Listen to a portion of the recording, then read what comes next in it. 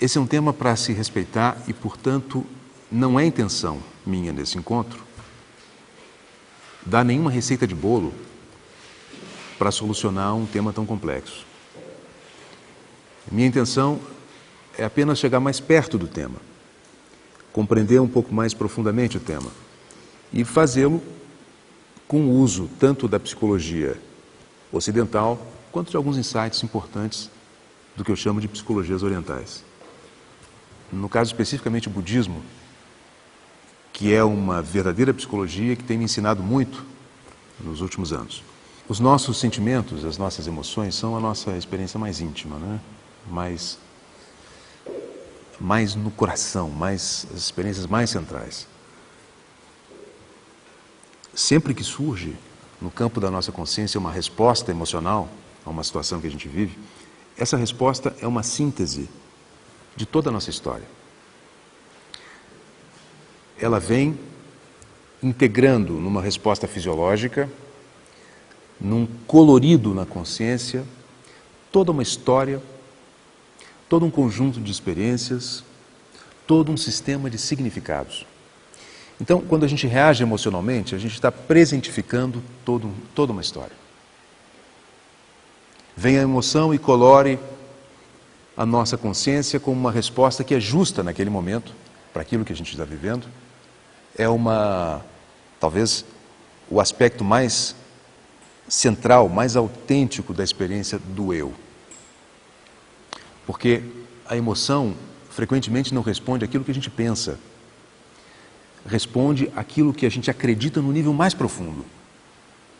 Mesmo que eu entenda uma situação racionalmente de determinada maneira, a minha emoção pode me mostrar que eu trago um outro entendimento paralelo, derivado de uma crença mais profunda, fruto da minha história, das minhas feridas, dos meus tropeços e dos meus aprendizados, né?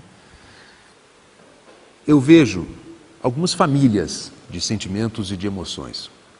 Por exemplo, uma das famílias eu chamo de os sentimentos de acolhimento. Sentimentos de acolhimento são aqueles da ordem do afeto, do amor, da amizade, que os evolucionistas, os darwinistas diriam que são sentimentos fundamentais para a própria sobrevivência da espécie, na medida em que esses sentimentos de acolhimento são responsáveis pela manutenção da prole, pela formação de um clã, pela formação de uma família, sentimentos de simpatia, e aí também o do desejo sexual, todos eles fazem parte dessa família dos sentimentos de acolhimento. Quando uma pessoa experimenta esse sentimento, ou experimenta a energia dessa família, ela constrói, forma vínculos, se gratifica, ajuda a gratificação e a necessidade dos outros. Então, biologicamente, nós temos nesse tipo de sentimento aquilo que é o mais gostoso, o mais prazeroso e o que nos faz nos sentirmos seguros. Mas, infelizmente, não é o único tipo de família que nós acolhemos dentro desse universo das emoções. Tem também o que eu chamaria de a família do confronto, ou as emoções de confronto. Especialmente o medo, que é a nossa reação natural de frente a um possível dano. A raiva, que é a disposição de fazer o confronto quando algo frustra, quando algo machuca, quando o inimigo surge. A ansiedade, um estado ansioso, que é a antecipação do risco. Colocaria também a mágoa como resultado já do confronto, da ferida que vem do confronto. Essa, então, é a segunda grande família dos nossos sentimentos. Ainda tem uma outra família de sentimentos que eu chamaria de as emoções de comparação. Entre as emoções de comparação, nós encontramos o orgulho, quando eu me sinto vaidoso de mim mesmo, quando eu me sinto superior, quando faço coisas que acho que outros não fariam, não seriam capazes de fazer, então vem esse sentimento de orgulho. Tem ainda a inveja.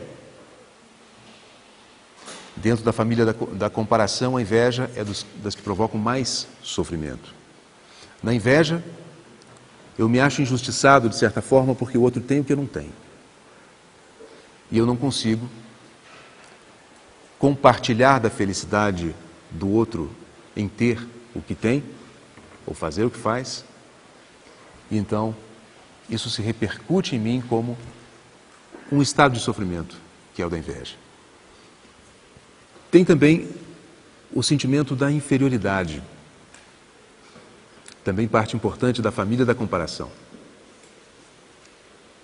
Aquele em que eu, olhando o outro, não é bem o que ele tem o que me faz sofrer, mas sim a grandeza do outro, que eu atribuo ao outro, que provoca esse sofrimento em mim.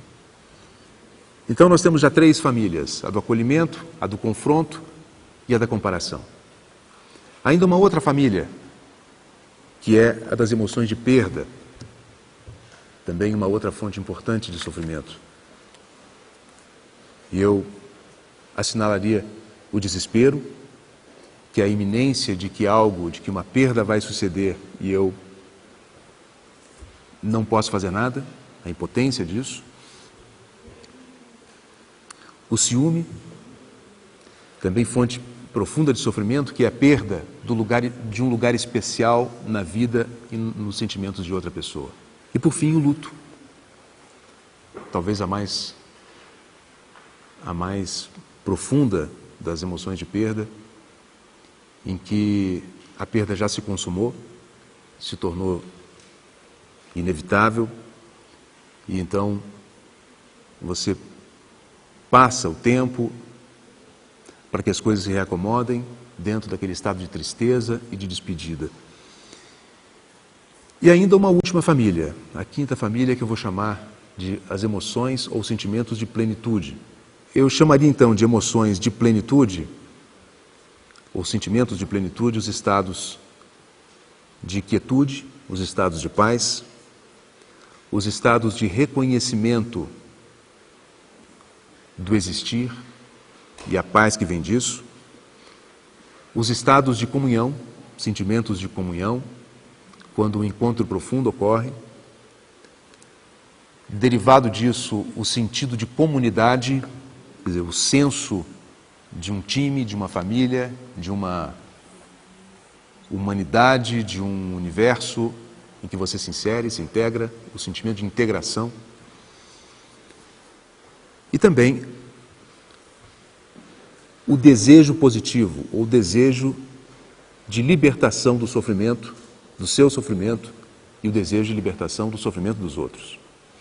E como último aspecto dessa última família, o sentimento de generosidade. Então, até agora, a gente fez só um mapeamento de alguns grandes sistemas da nossa vida emocional. É uma classificação que eu apresento para vocês de uma forma meio aleatória, porque é o meu entendimento disso, é a maneira como eu compreendo a identidade dessas emoções e como elas podem se integrar a outras emoções com identidades similares.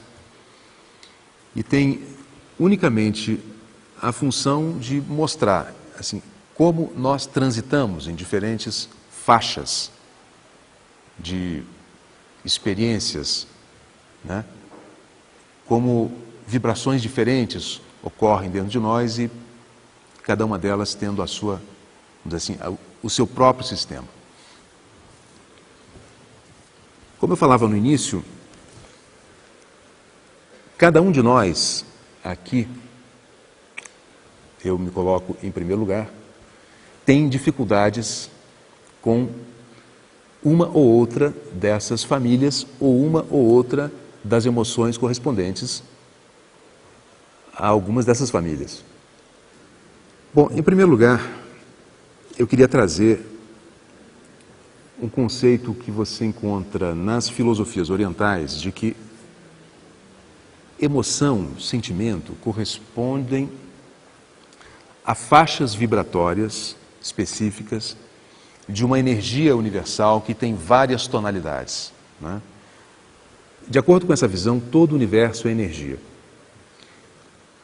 O mundo material é uma dimensão da energia.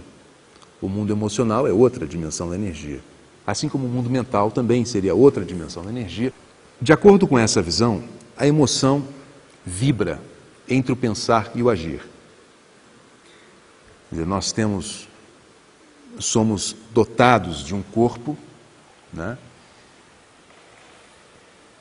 Fisiologicamente, a emoção corresponde a toda uma alteração bioquímica nesse corpo, mas para a ótica da psicologia oriental, não só isso. Também existiriam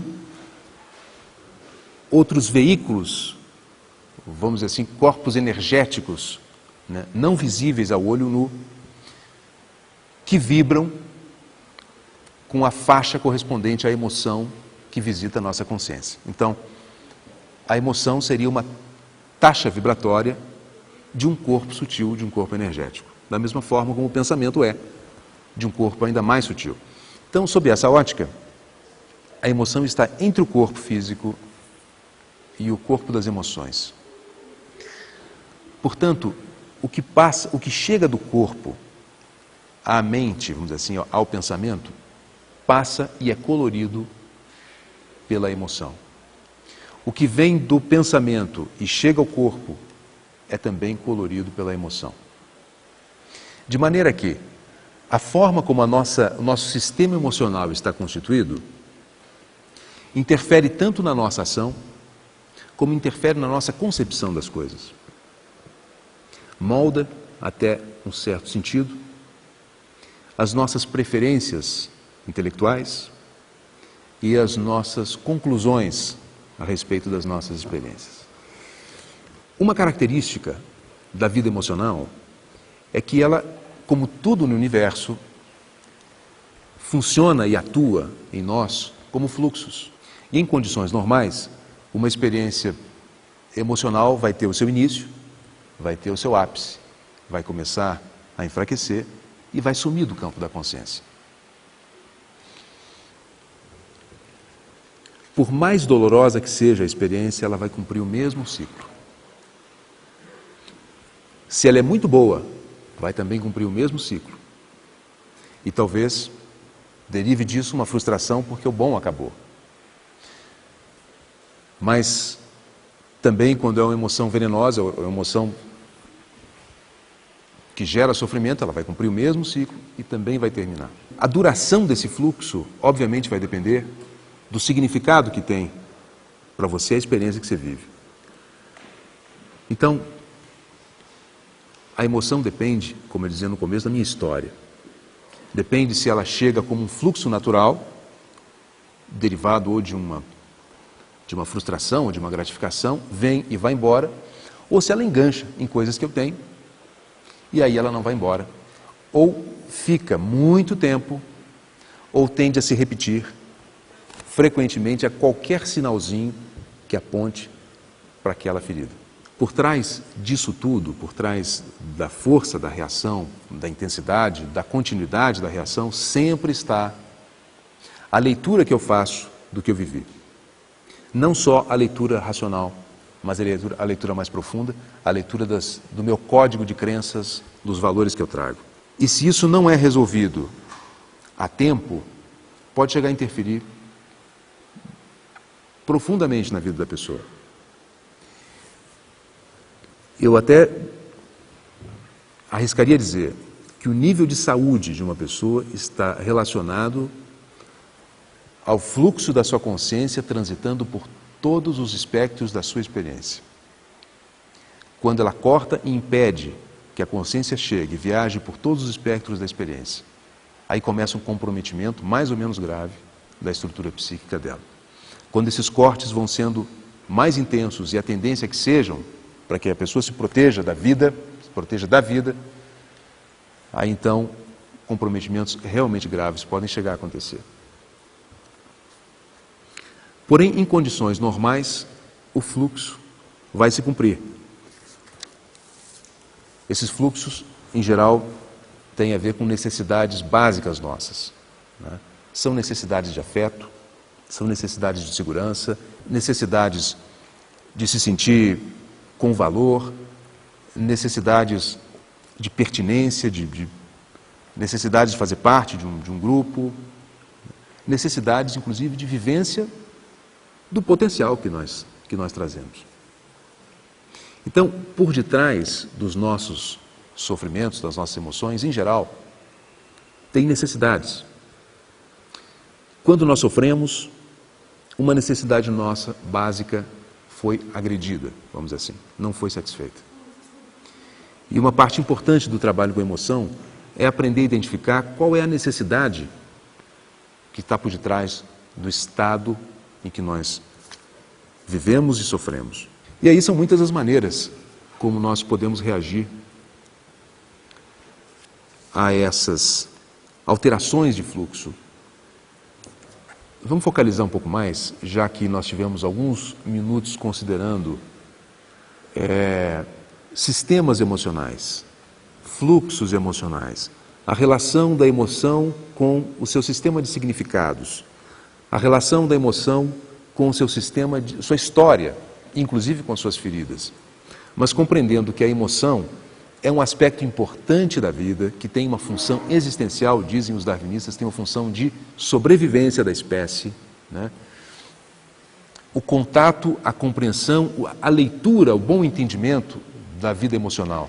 Quando a emoção não é tratada com escuta, com sensibilidade, qualquer emoção, quando o sistema de trocas de uma sociedade não integra o que uma pessoa sente num sistema de diálogo que respeite o sentimento como um elemento importante da experiência, ao contrário de como a pessoa deveria ser, quais as obrigações que a pessoa deveria ter, que ela não deveria funcionar desse jeito, ou seja, qualquer forma desqualificativa em relação às emoções, quando o sistema de diálogo não convida a sensibilidade emocional para a interação, sempre, inevitavelmente, distorções do desenvolvimento das pessoas acabam acontecendo.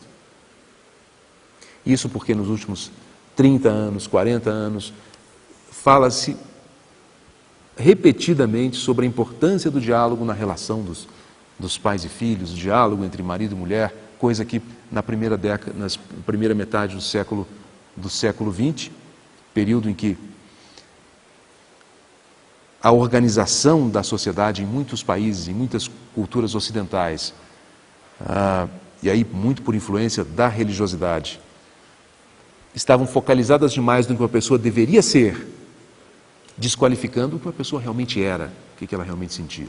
Então, a gente vive um tempo, felizmente, em que há um resgate do valor do que a pessoa é, do que ela sente, mais do que o que ela deveria ser. É evidente que a cultura toda se organiza em cima de expectativas sociais. Então é inevitável que sempre haja uma expectativa em cima do que uma pessoa deveria ser. Mas quando, no diálogo, na troca, não se considera a honestidade emocional de um indivíduo, não só isso é causa de profundo sofrimento, como, com o tempo, desorganiza as relações e desorganiza a sociedade, gerando distorções de comportamento, enfim. Eu gostaria de novo, aleatoriamente, nessa conversa nossa, trabalhar com dois grandes conceitos. O conceito do homem natural, ou do ser natural, do ser humano natural, e do ser humano espiritual. E acho que a gente anda num terreno pedregoso, precisa ir com cuidado, porque o conceito espiritual é um daqueles conceitos complicados, na minha opinião, na nossa cultura.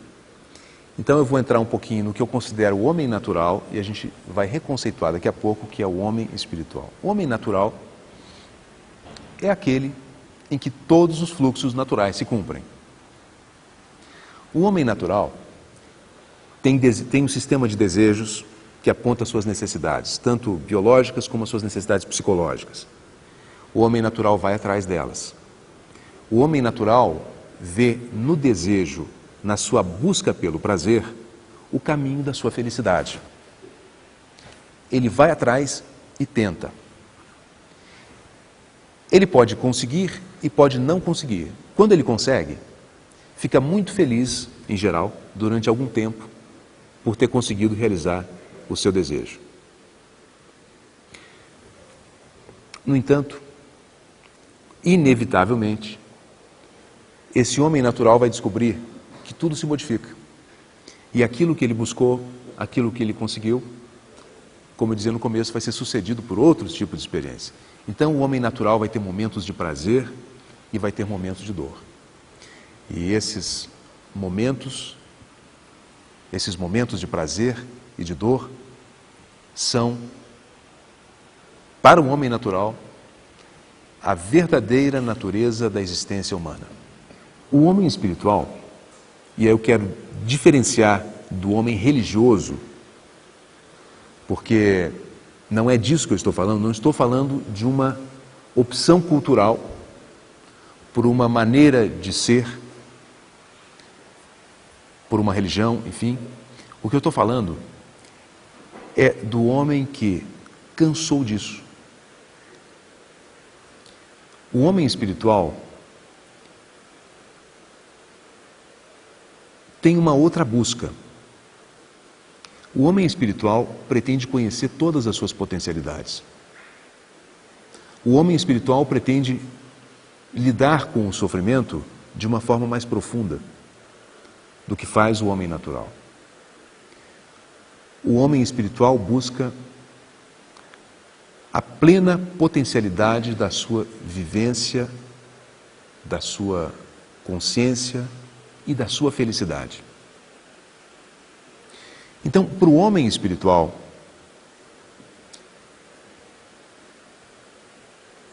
e aí eu preciso assumir frente a vocês, que o que me faz pensar no homem espiritual é o que eu ouvi e li dos ensinamentos budistas, que dizem que todo homem possui uma tripla natureza. Uma natureza bruta, que eu chamaria do nosso homem natural, uma natureza sutil, que é também o homem natural, que é todo o pensamento e todo o psiquismo em cima da vivência, e uma natureza sutilíssima, como eles chamam. O que é a natureza sutilíssima? Do ciclo de buscas do homem natural. O homem natural sempre tem um eu em busca de gratificação. Esses ensinamentos espirituais dizem o seguinte: um ser humano só não contacta isso porque faz barulho demais.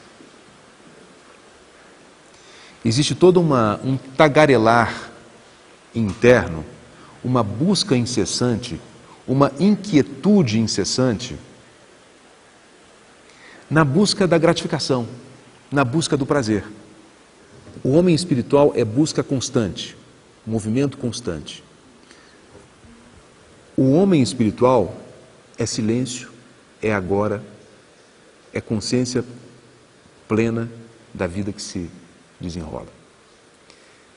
Para esses ensinamentos espirituais, estados de felicidade profundos surgem do silêncio e não da busca. O que é um contrassenso para o homem natural. O homem espiritual só tenta se descomplicar de si mesmo. Faz isso, em primeiro lugar, para conseguir sentir paz. Porque a vida do homem natural, especialmente quando ele embarca mesmo na busca com muita intensidade, tudo que ela não tem é paz. E se a gente levar a sério o ensinamento de Krishnamurti, que diz que o mundo somos nós próprios, Se a gente vive num mundo de guerra, é porque nós não temos paz dentro de nós. Então, o que eu estou agora definindo de homem espiritual é aquilo que existe embaixo de toda a nossa confusão. Não está fora de nós, não é um Deus fora de nós e não tem nada a ver com uma instituição, com uma religião. Significa algo que pode ser encontrado apenas no silêncio. Vamos dizer assim, na ausência da busca. Então, se para o homem natural as emoções venenosas são um sofrimento inevitável e tudo bem, ou seja, eu posso continuar vivendo e vivo com todos os meus sofrimentos, pela ótica do homem espiritual, que busca todo o seu potencial de felicidade, a emoção venenosa não é só causadora de conflitos e de sofrimentos em outro e mesmo sofrimentos em si próprio. As emoções venenosas são a destruição do campo possível para o atingimento daquele estado mais profundo. Nesse aspecto, as tradições espirituais, que são psicologias da transcendência, se preocupam em desintoxicar-se das emoções venenosas, não para deixar de ser um homem natural, porque o abandono do homem natural, como feito frequentemente pelas religiões, significa apenas um estereótipo, um molde que tenta limitar o funcionamento do homem natural na busca de uma personalidade adaptada a certos valores que são esperados dela a partir de uma instituição. Espiritualidade não tem nada a ver com isso. A espiritualidade integra o homem natural, aceita todos os fluxos, porém descobre que por detrás dos fluxos, no silêncio, uma outra qualidade de experiências começa a surgir. Para o homem natural, desintoxicar-se das emoções venenosas é uma coisa ótima. Descobrir alguns instrumentos com os quais fazer essa desintoxicação é muito importante, simplesmente porque assegura, dentro do seu fluxo natural, um estado de vivência mais pleno, mais feliz. Para o homem espiritual, além disso, há também a chance de começar uma outra via de investigação das possibilidades de felicidade, de energias felizes que existem dentro da consciência humana. Então, só para exemplificar, eu essa semana mesmo tive uma experiência de arrepio conversando com uma pessoa que me descreveu uma experiência que ela tinha tido e nunca tinha contado para ninguém, em que ela olhava uma planta num estado emocional muito angustiado, olhava essa planta e de repente ela se deu conta ou sentiu que a planta, isso foi um estado alterado de consciência que ela teve, a planta e ela eram já a mesma coisa. Ela podia sentir a planta e tinha uma chuvinha fina caindo, a chuvinha fina caindo na planta, caía nela. E ela sentia que toda a vida pulsava dentro dela. Havia uma interação de todas as coisas. Tudo pulsava, tudo inter-relação. Vida una em todas as coisas. E junto com essa sensação, com essa percepção, veio um estado de êxtase, de felicidade profunda, de integração e de expansão. Alguns talvez tenham tido experiências similares aqui. Outros não. O que importa é que isso é apenas um exemplo do que está aberto ao homem espiritual. Porque se para ela aquilo aconteceu num estado de angústia profunda, e ainda assim aconteceu, as verdadeiras tradições espirituais buscam explorar esse tipo de estado de uma forma metódica, por uma filosofia de vida, por uma maneira de ser. E essa maneira de ser, eu poderia perfeitamente definir como aprender como desintoxicar-se de todas aquelas toxinas naturalmente humanas, ou seja, do homem natural, naturalmente humanas, mas que, num contexto de busca da felicidade profunda, podem ser impedimentos graves. Então, só para resumir, o homem natural ganha muito aprendendo a se desintoxicar das suas emoções. Para o homem espiritual é absolutamente essencial e necessário, porque começa uma outra faixa da experiência, que são as experiências de paz profunda, né? Que trazem um paradoxo cruel, que é o fato de que para o homem natural a felicidade está na busca da gratificação, para o homem espiritual está na ausência de qualquer busca. Como que uma pessoa pode administrar a sua desintoxicação emocional, vamos dizer assim? Eu vou trazer para vocês algumas ideias, não como receita de bolo, se bem que em algum momento isso possa parecer assim, mas apenas como um entendimento de como algumas coisas acontecem dentro de nós e como a gente pode proceder para limpar o nosso sistema das fontes de sofrimento. O primeiro grande instrumento, eu vou chamar isso de primeira habilidade. A primeira habilidade é a habilidade da consciência da própria experiência.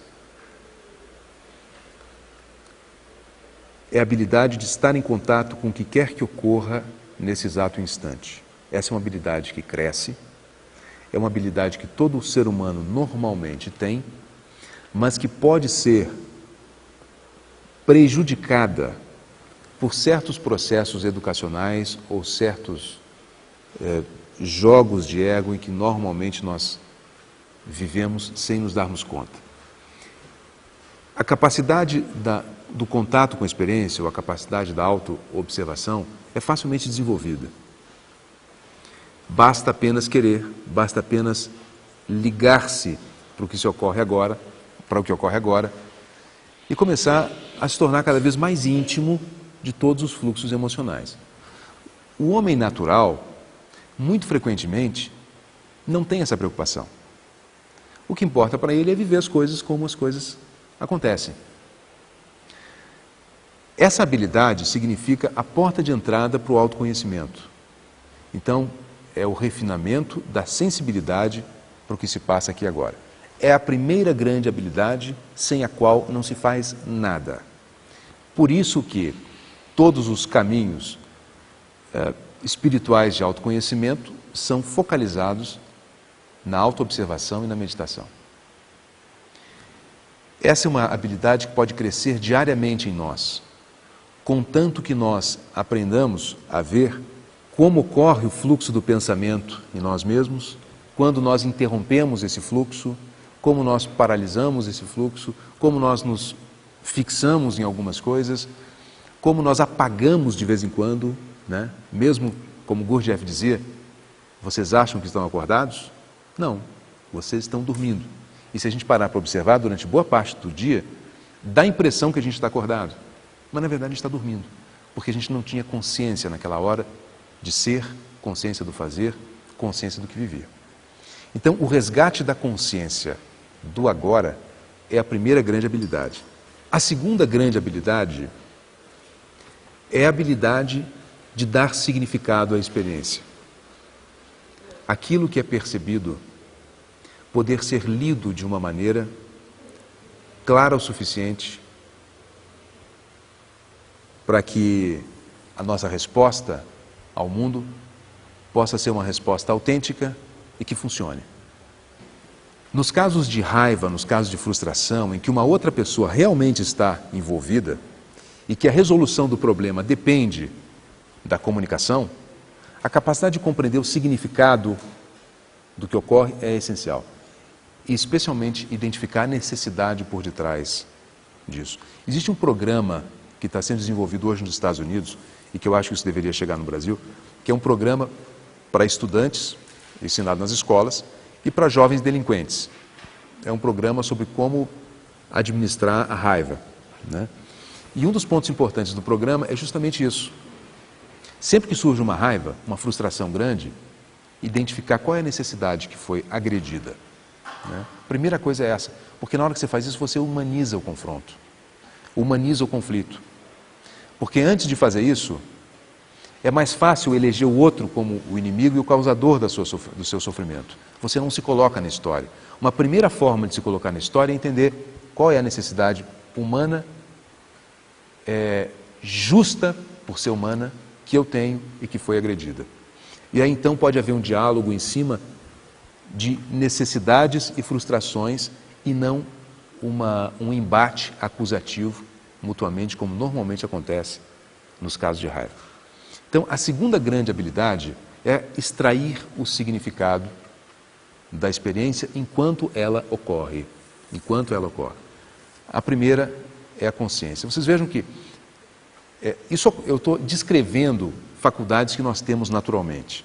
Para lidar com emoções destrutivas, é bom tomar consciência dessas faculdades que normalmente nós atuamos com um grau relativo de consciência e aprofundar isso, explorar isso, desenvolver mesmo a sua habilidade de autoconsciência, a sua capacidade de retirar significados. A terceira habilidade é a habilidade relacionada eu já falei um pouco dela, relacionada à captação do significado, que é como você comunica.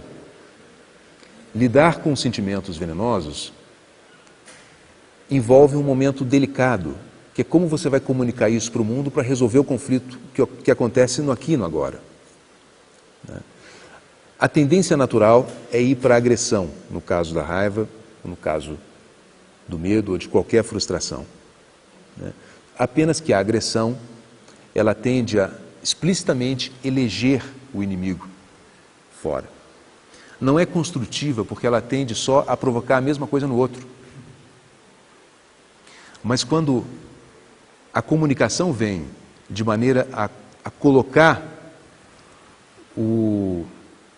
a situação em termos de como uma pessoa se sente com aquilo, o que a situação está significando, pode resgatar a consciência do oponente. Isso pode resgatar a consciência do oponente, pode humanizar o oponente, humanizar o encontro. Então, a habilidade da comunicação, do compartilhamento do sentimento, da responsabilização, da autorresponsabilidade pelo que se passa. Porque justamente o que costuma acontecer é que a responsabilidade pelo sofrimento é posta no outro.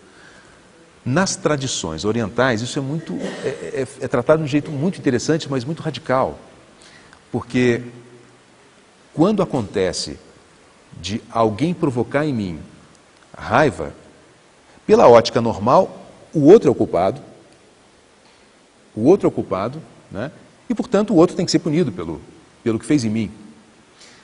Essa maneira oriental de ver diz que aquele que sofre tem responsabilidade pela qualidade do seu campo mental. A responsabilidade é dele. E, portanto, aprender a lidar com esse momento de confronto envolve assumir essa responsabilidade. Né? Quer dizer, eu me responsabilizo pelo que se passa comigo. E nem significa retirar a responsabilidade do outro, mas não jamais transformar o outro no inimigo. Porque aí significa assumir a guerra. Uma guerra que pode se prolongar até o fim de uma encarnação. Né? Como muitos de nós aqui temos essa experiência. Porque chega um determinado momento da acusação mútua em que não há mais escuta. Acabou a escuta. A ferida já está tão grande, tão profunda, que não tem mais escuta.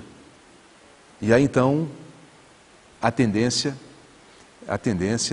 é a perpetuação do conflito. Essa tendência pode ser revertida na hora em que a pessoa se responsabiliza pelo seu próprio sofrer.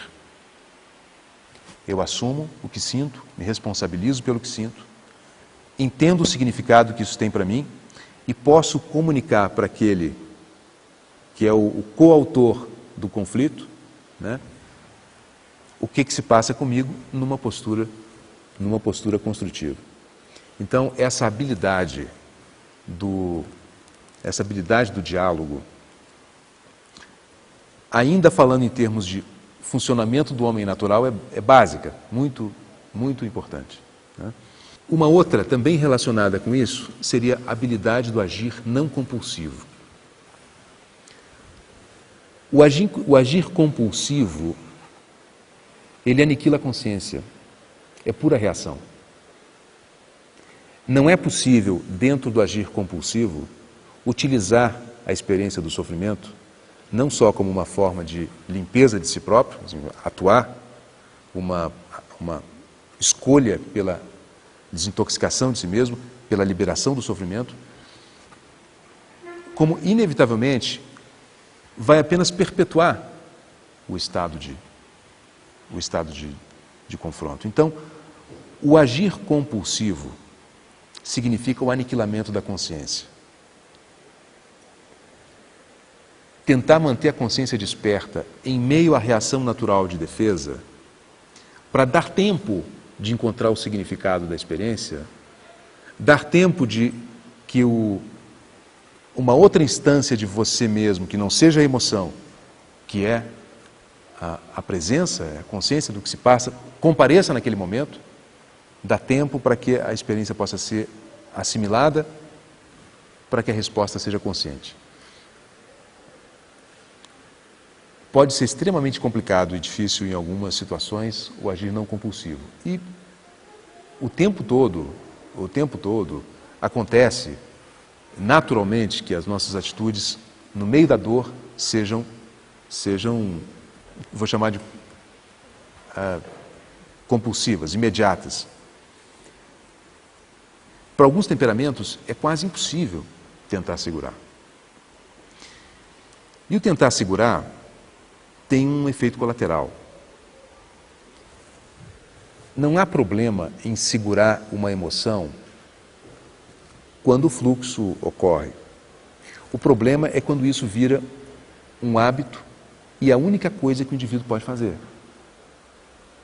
É um aspecto da relação repressiva com as emoções que o Freud já tinha estudado e que provoca um efeito destrutivo no sistema, porque a energia é paralisada. A energia tende a cumprir o seu fluxo. Veio a agressão, veio o sentimento de ser agredido, a tendência natural é a agressão.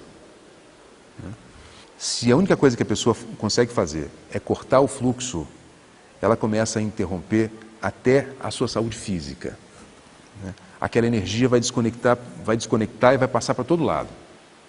Então, a repressão não pode ser um modo habitual de lidar com a emoção, jamais. Jamais. A melhor maneira de lidar com a emoção é deixar que o fluxo se cumpra, porque tem um fluxo a ser cumprido. Às vezes, com as habilidades anteriores, da consciência, da capacidade de pegar o significado e da boa comunicação, você deixa que esse fluxo venha e se cumpra de uma forma transmutada ali, na hora. A energia vem e se cumpre e ela se realiza na hora que você fala, que você comunica. E se a comunicação tiver escuta do outro lado, o que era um sofrimento pode se transformar num encontro. Mesmo quando não se torna um encontro, é preciso ter muito cuidado com a canalização desse fluxo emocional, chegando até a comunicação, porque pelo menos um se alivia, que é você, né? Que é você.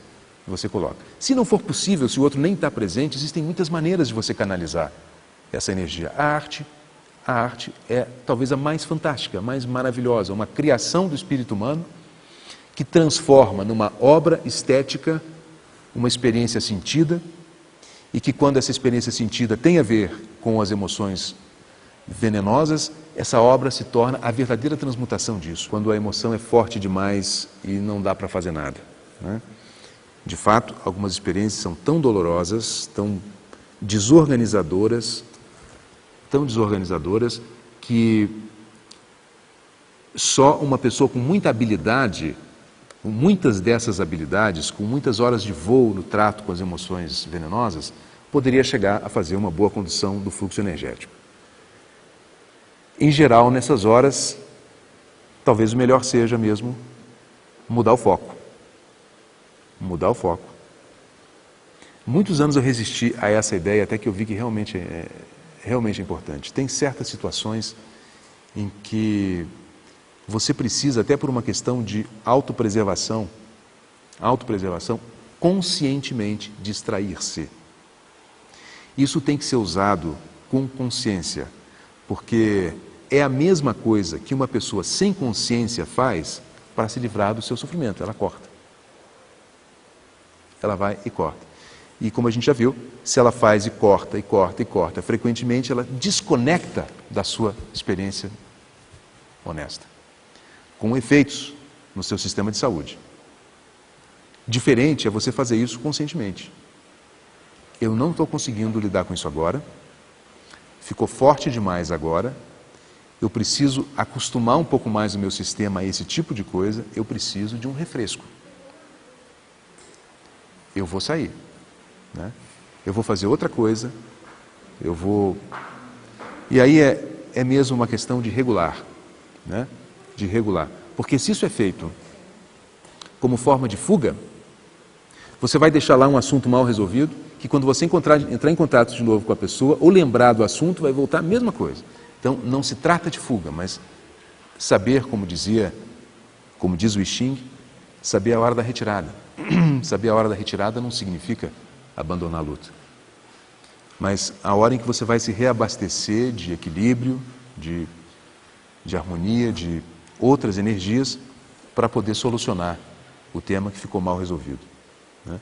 E se você puder sair desse momento e, assim que for possível, iniciar uma ponderação a respeito do fato, entender o que aconteceu, compreender o sentido da coisa para você, a volta pode ser mais fácil. As nossas emoções venenosas, quase inevitavelmente, surgem nos encontros que não acontecem bem. Ou seja, o outro, em geral, a relação está envolvida nos dejetos emocionais que a gente acaba gerando.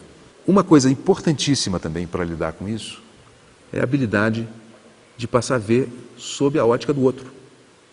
Que na hora da confusão, na hora da energia pesada, você não dá conta de fazer. Mas se você tem consciência de como acontece todo o fluxo emocional, se você assume que é um trabalho que você faz conscientemente com você, saiba disso, que em algum momento vai ser necessário fazer a difícil tarefa de transitar da minha ótica para a ótica do outro. Que tarefa difícil em certas situações. Mas sem essa capacidade de olhar pela ótica do outro, é mais difícil humanizar e permitir o encontro. Porque o encontro só surge, o bom encontro só surge quando tem compreensão, quando tem compreensão mútua. E esse é um aspecto importante da compreensão. Muito difícil e frequentemente todos nós caímos nessa impossibilidade. Agora a gente entra na segunda maneira. A primeira maneira dos budistas é depois, né? Então tá, eu vou refletir sobre o que aconteceu. Qual é o objetivo? Ter um entendimento claro do efeito daquilo em mim. Se o entendimento meu é claro sobre aquilo em mim, eu tendo a ficar menos predisposto a querer viver aquilo de novo. Naturalmente, vai havendo uma indisposição para entrar naquele tipo de experiência. Portanto, a reflexão, a conclusão posterior é essencial. Não deixar passar o momento, porque a reflexão vai ter um efeito a longo prazo. A segunda forma é na hora que surge a emoção. Um trabalho de desintoxicação no exato momento do surgimento dela. Essa já é muito mais complicada, exige muita reflexão da primeira parte, né? Porque ela depende totalmente do nível de familiaridade que você tem com seus processos internos. Depende daquelas habilidades. Habilidade de autopercepção, depende da habilidade basicamente de autopercepção. Se há habilidade suficiente, você pode ver o surgimento da emoção no agora. E a dificuldade maior desse estilo de desintoxicação é que você vai precisar estar com a emoção, fazer a meditação da emoção, entrar nela, né? Entrar nela. Um monge usava uma imagem bela para isso. Ele dizia o seguinte: se você vê uma nuvem escura vindo no horizonte, dá a impressão que aquilo lá é uma massa, às vezes meio assustadora, que vem trazendo uma tempestade, né? Mas se você pudesse pegar um planador e entrar na nuvem, você vê que aquilo lá é vazio. Aquilo que parece tão real e tão concreto de fora, por dentro, é vazio. Então, a experiência da energia da emoção, na hora que ela ocorre, estar dentro dela, ficar em contato com ela enquanto ela ocorre, é muito interessante.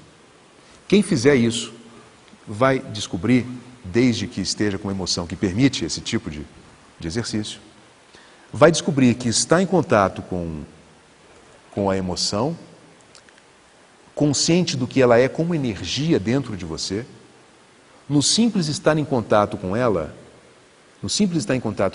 se a consciência está desperta, em contato com a emoção, ela já vai se transformando. Ela própria já vai se transformando. Assim, não existe uma substancialidade absoluta que toma totalmente a sua consciência. Por quê? Porque ela só toma a sua consciência quando a sua consciência apagou.